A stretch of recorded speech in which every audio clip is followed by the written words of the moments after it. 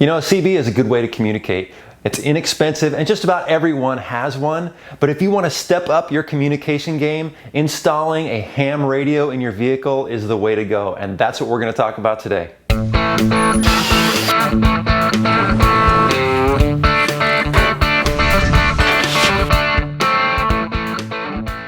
Hey, welcome to TrailRecon. I'm Brad, and today we are talking about ham radios. Now, about a year ago, I got my ham license, and ever since then, I have been wanting to do a hard-mounted install on my Jeep. And so today, I'm going to talk to you guys a little bit about ham radios. I'm going to show you the gear that I purchased and installed, take you through the installation, and then at the end of the video, I think you're really going to enjoy this, I'm going to take you through a quick walkthrough of two of my good friends' ham radio setups, which are a little different than I did on my Jeep, which will give you some different options on ways to install this. Now, let's start off by talking about ham radio. All right, so what is ham radio? Well, it's basically just amateur radio frequencies that are for non-commercial use. And you can talk to other folks all around the world, and you can even talk to the space station, which is pretty cool. You know, they use ham radio a lot at race events and during emergency disasters. It's a very good way to communicate, but there's lots of uses for it. We like using ham radio with our Jeep Club out on the trail because it gives us a lot of range. You know, sometimes we're out there with big groups, and having that ham radio capability has really made communication within our club much better. Now, you do need a license to operate a ham radio, and I will leave a link down below, guys, for classes that you can sign up for in your state. It'll give you some information. I strongly encourage you to do that. You know, you can get a ham radio and just kind of monitor and use it only in emergency situations, but being able to talk on a ham radio, you've got to have that license, which is very important. You know, it's regulated by the FCC. All these frequencies are, you know, just for this specific use, but they do pay attention to who's using it, so you don't want to get on there and start being a knucklehead. Now, I chose to take a one-day class, and it was a really good, informative class. And at the end of that class, you take the exam, which was really good. And there's some online websites that you can go to where you can get a little bit of knowledge before you get to the class, and you can take some practice tests, which I found very helpful. The test is pretty easy, it's pretty straightforward, but you do have to study for it. You do not want to go into this without knowing a little bit about what you're getting yourself into. Now, I mentioned the range on a ham radio is pretty significant. You know, a CB, you're lucky if you can go a quarter mile out, and sometimes it's even a lot less than that. With a ham radio, you can really extend your reach for several miles, even across state lines in other countries. You can talk to the space station, which is really cool. You know, I was driving out to the trail yesterday using the radio for the first time, and I was talking to my buddy who was 10 miles out on the freeway. That's pretty awesome. And then there are repeaters, which are radio stations that are up on mountains or buildings. And that just, man, it just opens up your range capabilities because you can just bounce your signal from one repeater to the next and just keep on going. So the range is really kind of limitless. Now, it obviously matters on the power of your radio that you're putting out. Obviously the antenna, the atmosphere, there's a lot of things that go into, you know, the capabilities, but you're gonna get a lot more capabilities with a ham radio versus a CB. Now, over the past year, I've been using this little $35 Biofang handheld, and this has done the job still better than my hard-mounted CB radio. So this is a good option when you're first starting out, but I think you're gonna find the install that we did today, one, it's very, very simple, and two, it's just an awesome capabilities. Now let me show you the three pieces of gear that we installed here today. Now first up, we've got the Yaesu 7900R dual band radio. Now this radio has got an attachable face, it's got a built-in speaker, it's got a fan in the rear for cooling. The microphone on it is very sturdy. This is a great unit. It comes with a power cord and everything you need. And then we've got the Diamond K4S lip-mounted 2-adjustable antenna mount. And then we have a 40-inch mobile antenna.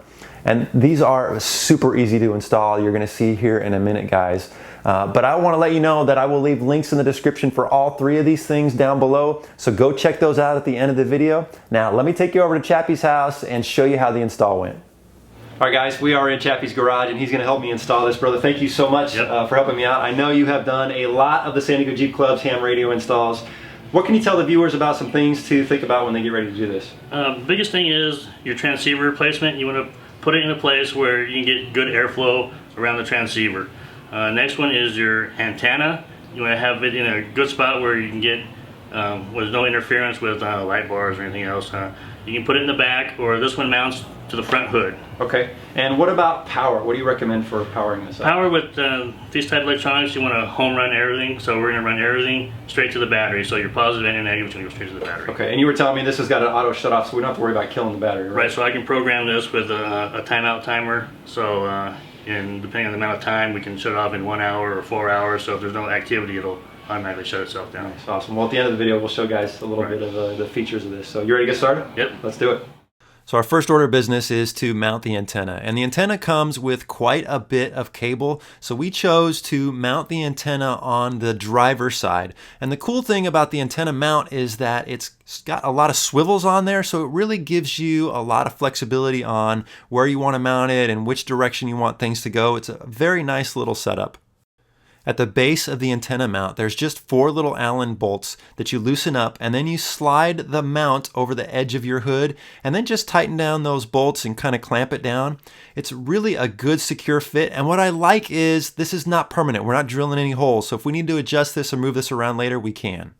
After we secured the antenna mount, we ran the cable that came with the mount all the way over to the passenger side. And the reason for that is we're going to be mounting the ham radio main unit under the passenger seat. And this came with more than enough cable, so we had actually plenty left over when it was all said and done. Now, routing the antenna cable and the power supply from the battery is pretty simple. You just need to take off this trim piece here on the passenger side and then get a hanger, or in this situation we're using this like little fiberglass pole, and poke through the styrofoam here. And as you poke all the way through to the other side, and then all you need to do is, tape up the antenna cable or the power and ground and then just pull them back on through. It makes things really, really simple. Next, we went ahead and removed the 4 bolts holding the passenger seat in, and then just leaned the seat back. You don't actually have to remove it, and that gives us plenty of access. All right, Mike, you're hooking us up with a plate that you had in your Jeep. Tell us what we got. Yeah, so I went down to the hardware store and got a piece of plexiglass, cut it to about the same size of the radio, drilled some holes that match the mount for the ham radio. And so what will happen is this will lay down, the carpet will come over top of this, we'll sandwich the carpet in between, and then that'll keep it in place. Nice.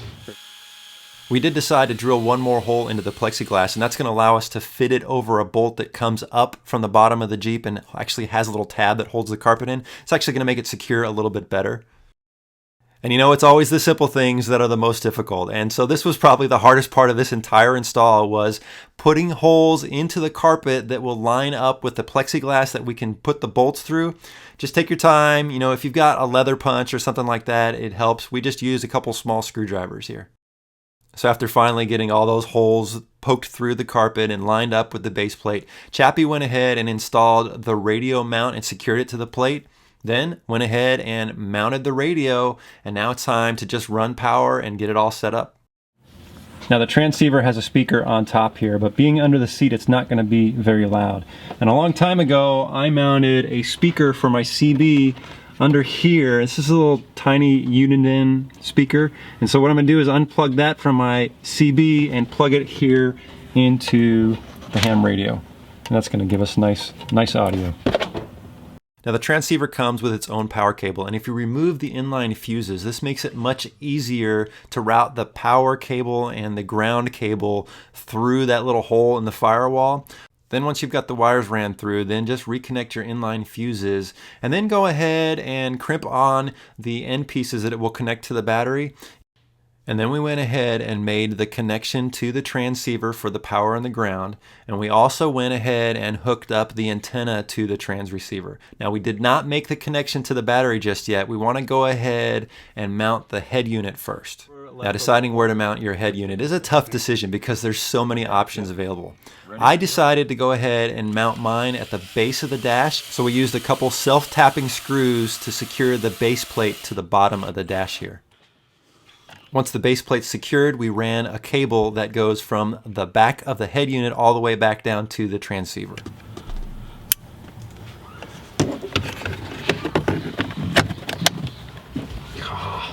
so good.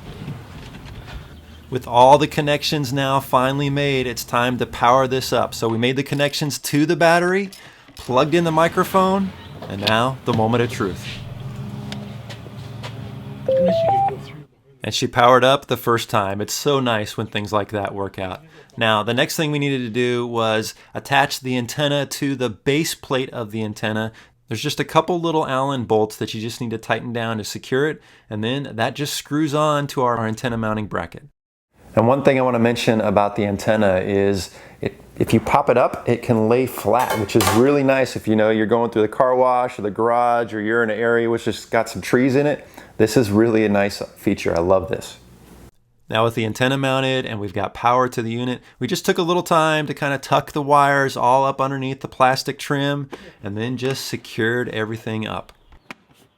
Now I really like how the transceiver is just kind of tucked away underneath the seat. But one thing to think about, Jeep owners, if you're going to be taking your Jeep through any deep water, you could actually get some water in here and ruin the unit. So just something to consider. Hey Chappie, we got the radio all installed. Thank you, man. It looks great. Now I know we're going to do a little advanced programming. Tell us what we got going on.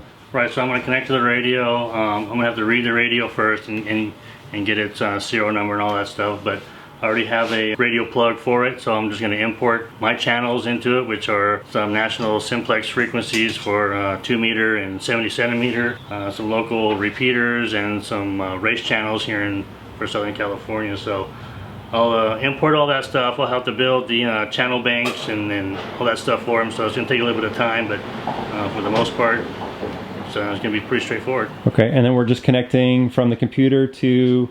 Right. Yaesu has a proprietary cable that they use, so I already have it for the 7900, and we're going to connect to it and read it and do some programming. Okay, now this is very advanced stuff, but this radio does have the capability. You could just manually program it. It would just take you a long time, right? Right.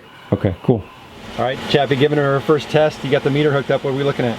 So we're going to look at your power setting on high, on a simplex frequency, and then we're going to check the SWR. What we're looking for is peak power. And then what we really want to see is our SWR. We don't want this needle to hardly move, so that means we're getting good reflective power. So okay. Get good power out. Check the SWR, and the needle barely moves, so we're good. Nice. All right, we're gonna test it out. Yeah, we're gonna try and hit some repeaters and see if we can get some kickback on some repeaters we have around here. All right.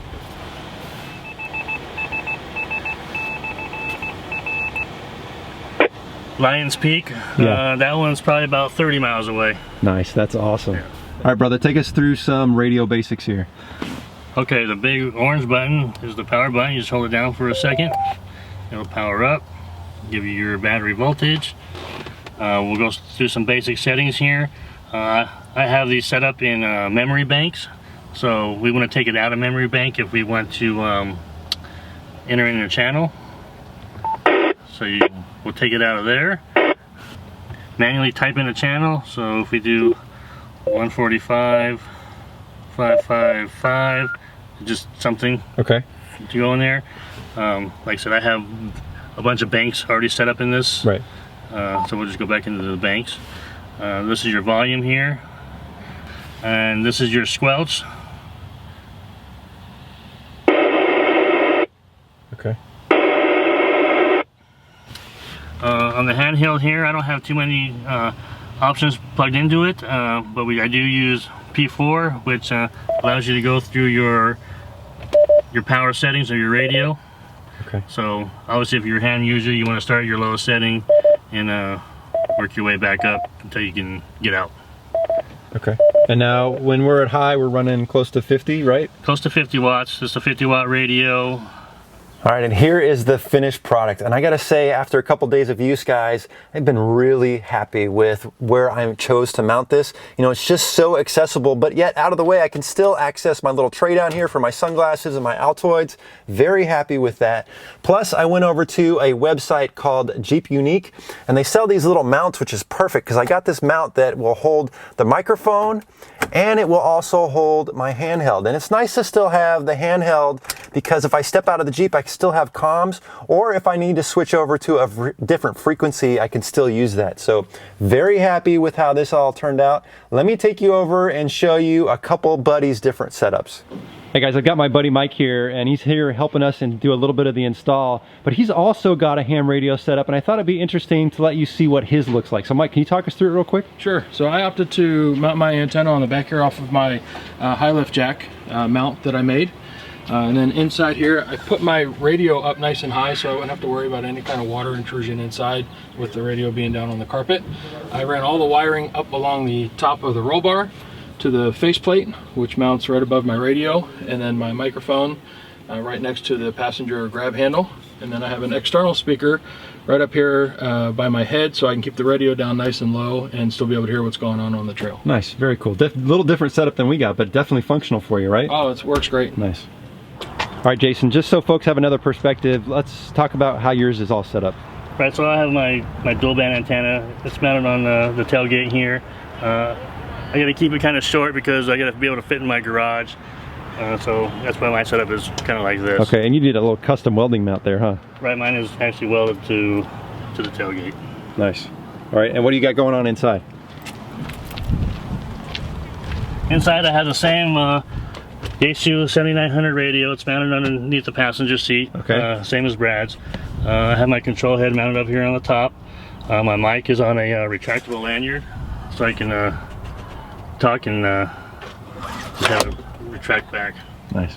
And you got your speaker just right above your head there. And I have my ham speaker here and my CB speaker on the other side. Nice. I hope you enjoyed taking a look at my friend's different setups. You know, there's more than one way to do a ham radio install. And if you're a ham radio operator out there and you've got a setup in your vehicle that's working for you, let's hear about it in the comments. Give us some recommendations, some tips and tricks. I know I would enjoy reading those, and there's plenty of other viewers out there that may be considering this that would like to read those as well.